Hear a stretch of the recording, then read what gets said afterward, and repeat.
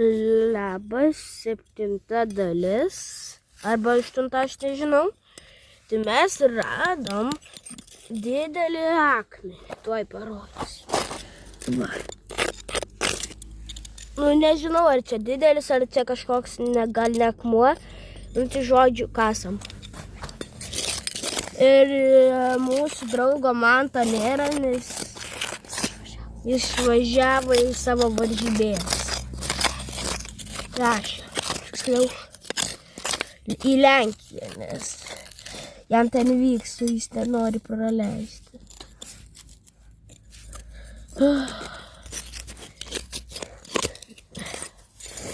O čia dar yra mano draugas, kuris man dar padeda. Mes dabar kasom. Radau vėl akmenį. O iškasta. Tai pasirodo, kad čia buvo tik tais akmuo. Viskas. Ir mes jau pradedam kasinėti molį.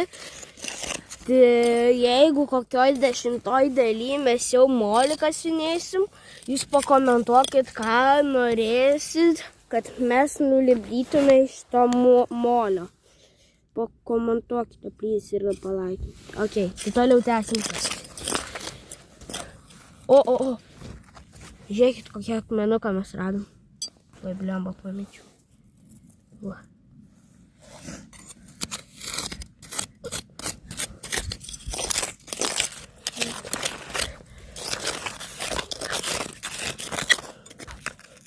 O, dar akmenį radau.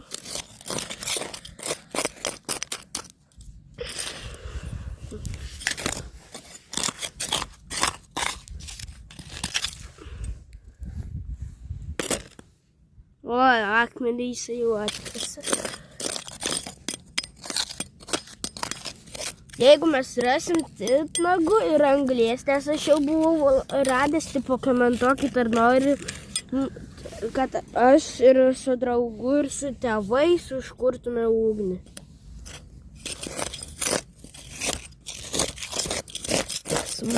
Mums mažiau negu 13 metų. Mes dar ne paaugliai. Molis.